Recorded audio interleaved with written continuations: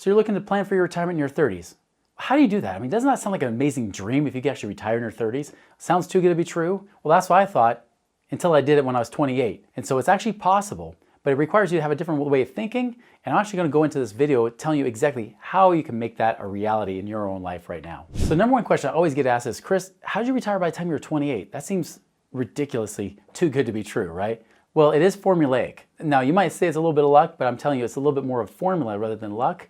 And I want to go into that formula of exactly what I did, and not just me, but even how some of our clients have done the same exact thing as well. So hang in there to the end because I'm going to give you that little secret formula.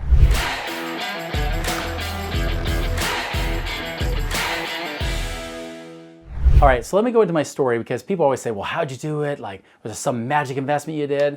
Well, honestly, it actually took me longer because I was a financial advisor. And if you're a financial advisor, you're not really ever going to be able to retire unless you live off the income you make from those other clients. That was the one thing that was awakening to me. You know, my dad was kind of the motivation for me becoming a financial advisor because he would always tell me, Chris, I'm going to work until I'm dead. Well, I want to give him some of his life back. 4 years into the business, he finally said, Chris, why don't you sit down with me and help me out with my retirement? So as I sat down with him for the first time and looked at all his finances and everything, the guy had saved diligently for decades into his 401k, getting the match, paid off all of his debt early. So he's totally debt-free, including his house. And after I looked at all of his numbers, I said, Dad, you're 61 years old, but if you want to retire today, you're going to need to die in 5 years because that's when you're going to run out of money. He said, well, Chris, that's not what I want to hear. Can you give me something else? I said, I don't know. You did everything right. And understand that from a financial advisor perspective, the only thing I can see is mutual funds, right? To a hammer, everything looks like a nail. You know, and so financial advisors, they're always sitting down with you. They're going to tell you, hey, if you put your money away for the next 30, 40 years at this kind of interest rate of 12% or whatever lie they give you, because it's never done 12% long term, but they'll tell you that kind of number. And they'll say, guess what? At some point you'll be able to retire, right? The problem was this, is that when I put in real numbers, like 8%, which is actually closer to the reality, it's between 7 and 8 most of the time. Right now it's been 8.4 because we're at all-time highs, so the number for the last 30 years is higher. But still, 8%, you put that number in, and then you put in inflation. If you put in higher than 3%, which we all know it is higher than 3% long-term, you put in higher than 3%, all of a sudden you lose hope. And that's the problem, guys. Figures don't lie, but liars figure. You get those financial advisors, they start showing you all these numbers, and it's just not reality. This is why so many people get to retirement unprepared. It's not because they didn't save enough. It's because they were told by financial advisors, if you save this much money for the next 30, 40 years, you'll be a millionaire, or you'll have this much money and you'll be fine. But as they get closer, they get more and more scared. And then they have to shrink their dreams, right? They have to shrink the reality. They're like, well, you know, I was hoping to make $100,000 a year. I guess I can just live on 30 or 40,000 a year and just be cheap. You know, I have Social Security at least to help me out, right? That's what's happening right now. And so when you start to see that over the time, this is why I left being a financial advisor. I couldn't keep doing that. So when I left being a financial advisor, the thing that started shifting my mind is I found people that actually were financially free, people that were multimillionaires, people that actually became multimillionaires even in their 20s and 30s, just like you are. And what did I find?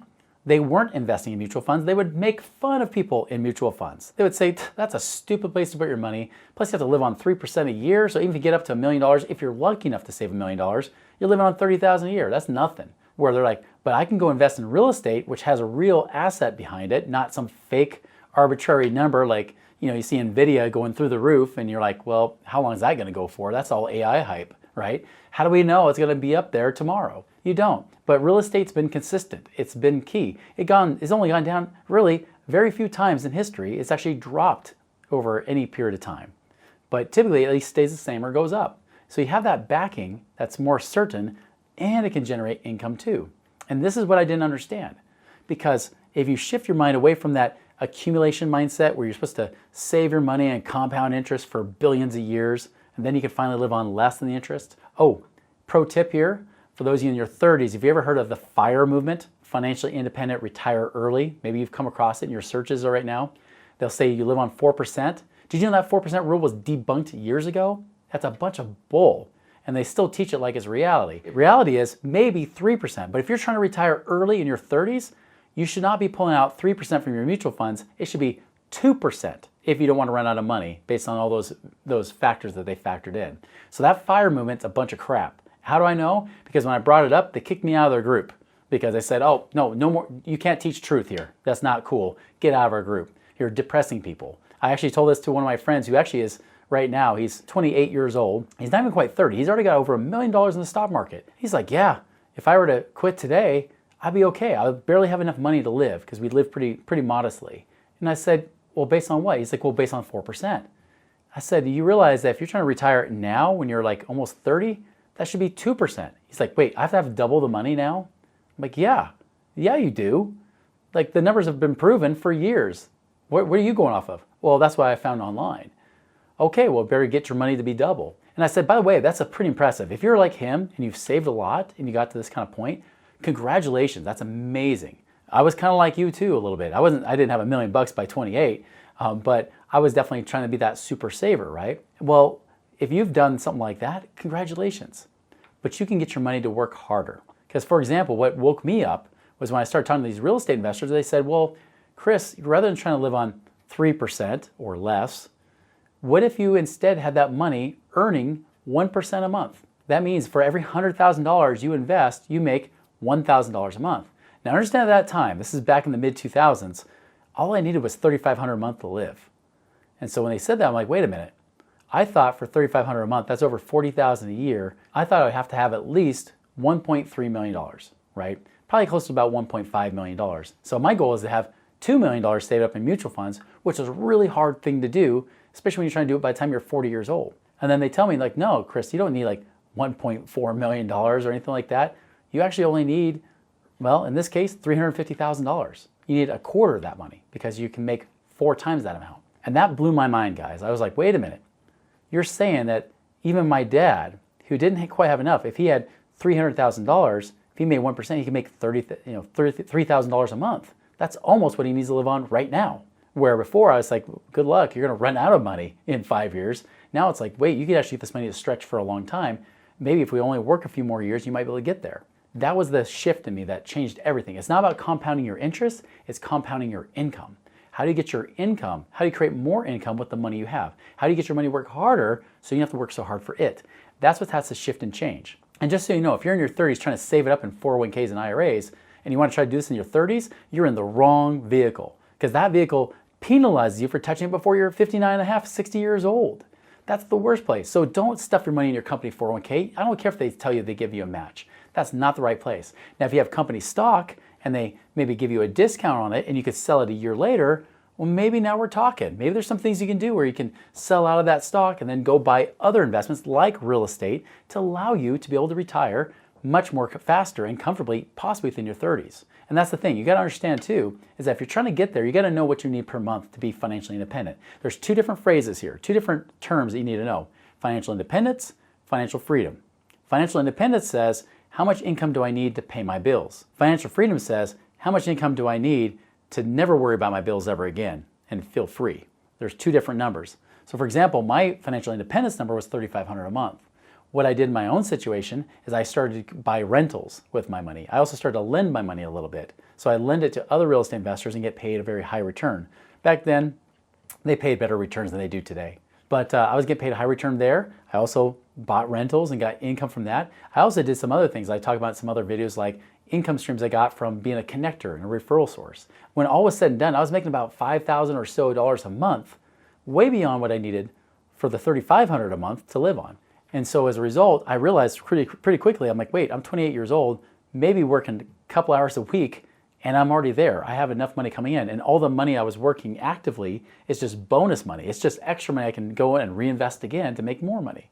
And so I quickly started to build my net worth and my income, all because I was trying to really just get my money working harder, right? And doing it in the right places to generate income. And that's what you need to focus on as well, is how can I get my money to work harder so I can generate more income? All right, so here's the real X factor. Here's how you can make it happen faster for you. Because you might say, well, I've only got $50,000. Okay, if you have $50,000, I wouldn't really bet passive income yet. I would focus on building up that cash. And even if you have a couple $100,000, maybe you have $500,000, great. There can be some things to do. You can go to moneyripples.com, reach out to us. There's a passive income calculator. You can see how much you can create right now. I'd recommend doing that. But I'll tell you, like if you've even got $50,000 or $500,000, doesn't matter, whatever you've got right now, the focus should be on how do I keep building more savings. Same thing as like a financial advisor might tell you, But here's the difference. It speeds it up by decades faster than what the financial advisor is going to teach you. You do it a lot faster and you're not worrying about inflation as much because you get there much faster. So what I recommend is find ways to start building cash flow. How do you free up cash? How do you ensure that you have more money to put away to save? This could be funding your 401k. This could mean stop putting extra payments on your loans, because maybe some of these loans, like your mortgage or whatnot, isn't worth it because you get a 0% return on your money when you lock it up in your home equity. Maybe this means that you start to sell off other assets. Maybe this also means that you get a side hustle or a business. Because I'll tell you, business owners have the greatest potential to do this faster because you have unlimited income that you can create, and that allows you to build this so quickly. It's incredible. Give you an example. I had one guy that came to me. He actually saved up $3 million, but his goal wasn't to live on a couple thousand a month. His goal was to live on $500,000 a year. He went to his financial advisor. He said, I'm going to try to retire at least soon, if not later. And he said, well, you're doing a great job, but pulling off 3% on $3 million means you live on $90,000 a year. If you want to get to $500,000 without factoring in inflation, you got to save another 13 years. And this guy was saving $200,000 a year into his funds. $200,000 a year, guys. Like that's more than what some of you even make right now. So he was packing away all this money. He was told he had to work another 13 years. I told him, I said, listen, at that rate, and based on what you have, what if that $3 million made $300,000 a year? You took that $200,000, that adds $500,000. That's another $50,000 a month the next year. You're at $350,000. In the next 3 to 4 years, you'll be at $500,000, rather than hoping and praying in 15 to 20 years that you'll be there in the stock market. That's the difference, guys. Like, you can do it much faster, and the more you can save, the faster it happens because you can compound it much faster when you're compounding your income versus just compounding interest on what you've already saved. All right, like I said before, if you want to know how much you can actually create in your situation, go to moneyripples.com, click on that passive income calculator, and you can find out how much you could create in the next 12 months. So be sure to go and visit that right now.